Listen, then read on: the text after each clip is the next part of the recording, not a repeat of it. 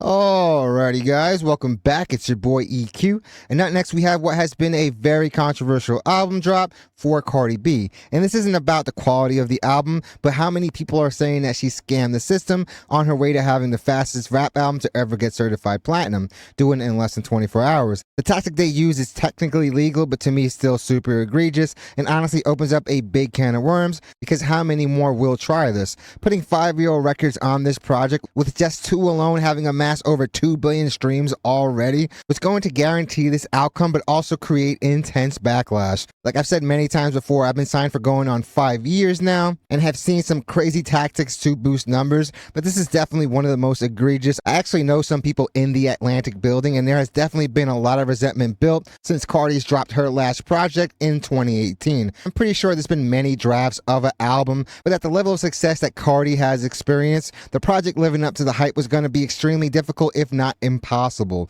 The best time that this album could have dropped would have been right after WAP, but obviously family is going to justifiably supersede that. But this is the music business, and these companies want to recoup their investments and then some as quickly as possible. So it's only a matter of time before they force a release, and that's exactly what I think happened. They've been wanting her to drop something for quite some time now, but I feel like Cardi may have had a little trepidation and some nerves about dropping this project, especially after that massive initial success. While she's always going to be able to get to the bag because of her personality, her being seen as a top rapper greatly increases the price she can ask for, whether it's for endorsements, acting jobs, and honestly anything outside of music. Same reason people want to win Grammys and score number ones. It gives you tons of leverage. And Cardi has been dropping singles and songs here and there, but nothing for quite some time has been sticking. These huge hiatuses are definitely not going to help. Listeners, especially casuals, have no problem moving on, and I'm not saying that's what happened with her, but that's usually what happens. All we have to look at is more extreme examples of what a hiatus can do. All you have to really look at is somebody like Big Sean or ASAP Rocky. And this project was going to be number one regardless, with it actually already being on track of doing anywhere from 125 to 150,000 records first week. Very solid numbers for most, and honestly for like 97% of the industry, a great success, especially after that long hiatus, but I'm pretty sure the figure was less than they would probably have hoped for, especially with her being one of their premier artists and the amount of resources they poured into her. So while throwing those older records would guarantee a success, it's bound to create some backlash, and that's definitely what's been happening. But it's also going to inspire tons of other artists to do the very same thing. Imagine if a Kendrick did it with all the Lucy's he has, or the plethora of other artists with just random hit singles out there that never made it on an album. And honestly, I wonder if he'd be able to put collaborations that happen to be on other people's albums, but one thing's for certain, the industry will follow suit if they don't mind the backlash. So enough dilly-dallying, let's jump right into the video where we have what has been a very controversial album drop for Cardi B. And there's some part of me that definitely feels like Atlantic is trying to humiliate her, but I'll show you that post towards the end. All right, so here we have the chart data. Cardi B's Am I the Drama, aiming for number one on Billboard 200 with 125 to 150,000 units first week. It will mark Cardi B's second consecutive number one album. Again, very solid numbers for most of the industry, but for someone that has gotten the support that Cardi's getting, it's definitely going to lead to some conversations in that building. Another example I've actually pointed out before, back in the day when Lady Gaga was the face of pop music, she actually had an album that I think did similar numbers. It may have been around 200K or so, but because it hadn't done what it was expected to sell, it led to huge layoffs at the label. Because a lot of people don't realize that it's literally like, honestly, 4 to 5 artists that are keeping the whole label afloat. So it's definitely going to be interesting to see how Atlantic tackles all this. Let's look at some of these comments. Barbz laugh now, cry later, moi. And honestly, I want to say Nicki did more sales in this first week, but this is without the pure sales included. And again, physical copies and stuff like that, and people that are buying it online usually aren't the bulk of sales, other than people like Taylor Swift, who honestly have a very strong physical presence. Her fans will go and buy her vinyls and buy her CDs, even if they don't have nothing to play it on. So this person should definitely be a little more humble. Bro, 150K is so low. Honestly, in today's music industry, it's not that low. Kendrick Lamar had literally one of the hottest year a rapper has ever had, and he was in the 200s. But people do view Cardi B as a pop star. She's at least getting the pop star treatment over at her label.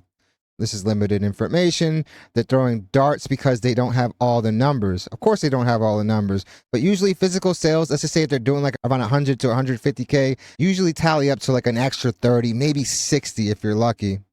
She's coming to gag. Everyone is chart watching her and celebrating what they think is a decline. She'll making omelet on faces, and I'm pretty sure they meant to say she'll be making omelet on faces. But that's the thing. more than likely it's going to be a decline, and it's not really the end of the world when that first album did have all its success. The album literally went diamond, if I'm not mistaken. And most people that get diamond records don't usually follow that up with another diamond record. So I hate to burst your bubble, but I don't see this album doing what the last album did, and honestly I don't think it was meant to do that. Alright, here we have Nicki sales. Pink Friday, 375K. Roman Reloaded, 255K. The Pink Print, 244K. Pink Friday 2, 228K, followed by Queen at 185K. These are obviously really good first week numbers. And this is honestly the energy that the Barbz are going to give, because a lot of Cardi fans will throw all the numbers in their faces as well. So you can't be surprised when you get the same energy reciprocated. And even though Cardi had that very monumental Invasion of Privacy album, I think right now, if they were to drop on the same day, it wouldn't be a crazy bet to put the money on Nicki Minaj.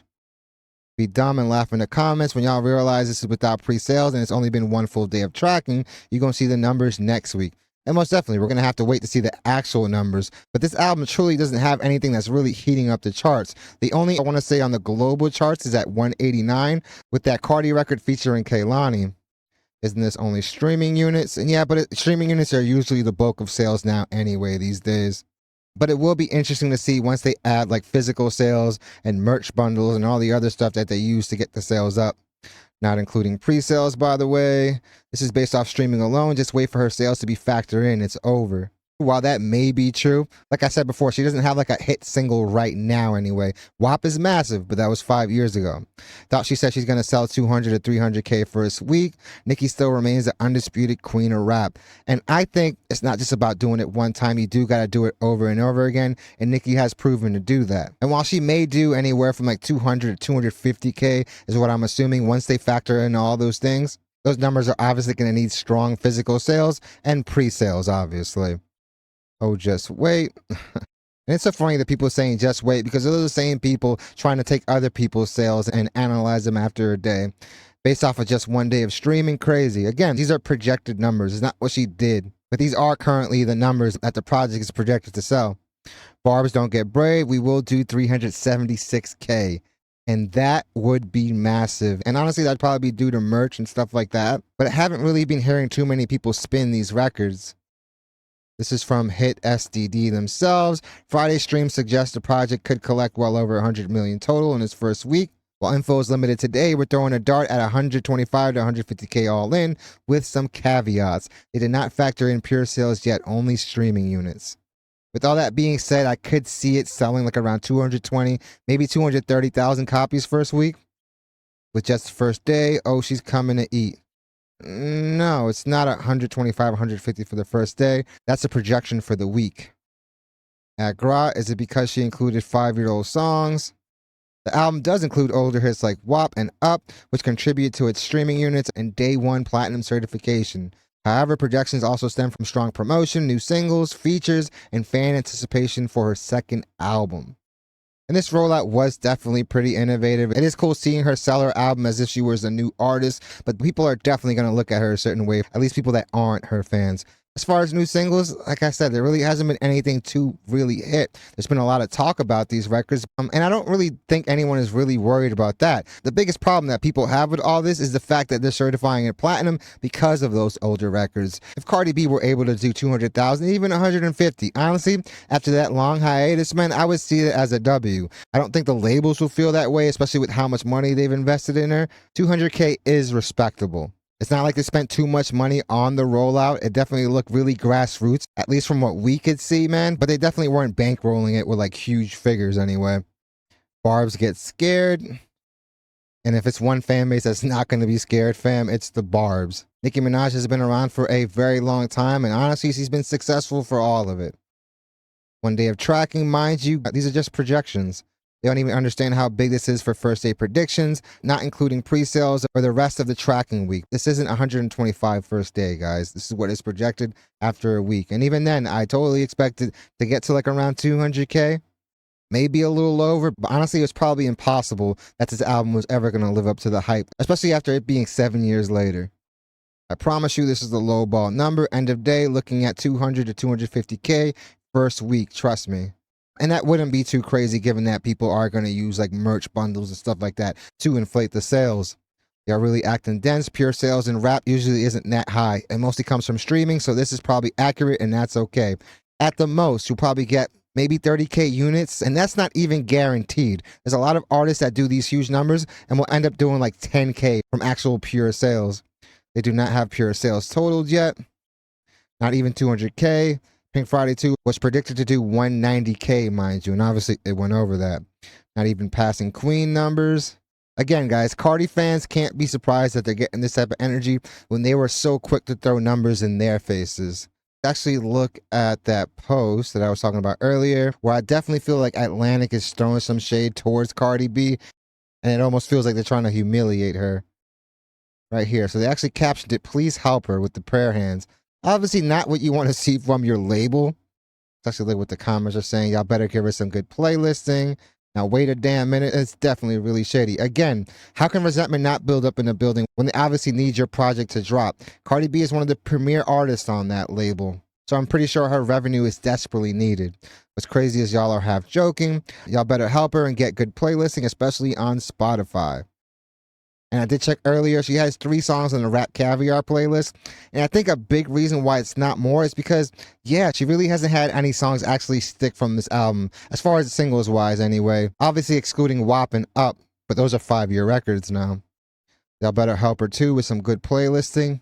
The fans have to realize that playlisting will help, but at the end of the day, you can put as much money as you want in a record, but if the public isn't gravitating towards it, and I'm not saying that's the case here, it's literally just money flushed down the toilet. Y'all can help by giving playlisting on Spotify. Don't play about the playlisting for the album. Y'all better help her too with Spotify playlisting, or somebody gonna get their ass beat.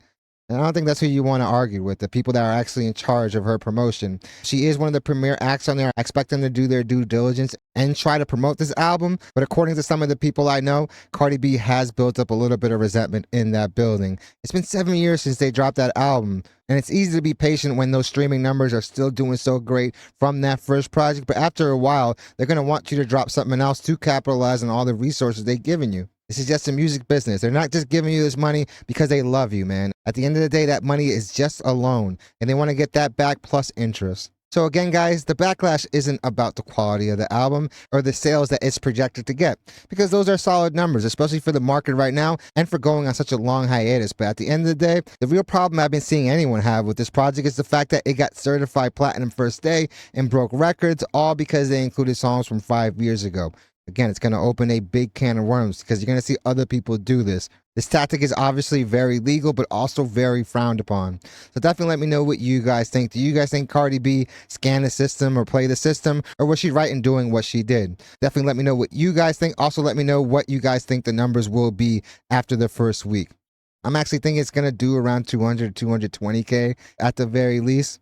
But all that is obviously going to hinge on pure sales and also the merch bundles and stuff like that. So definitely let me know what you guys think about this whole situation. Definitely hit the like and subscribe button, guys. It does the channel wonders. I really want to thank you guys so much for continuing to make this channel part of your day. It honestly means the world to me, and all the love and support that you guys continue to show this channel on a daily is honestly overwhelming, and probably the biggest reason why I make these videos. So I really want to let you guys know how grateful I am for all of it. I definitely want to send a very big shout out to all those that have been joining YouTube memberships.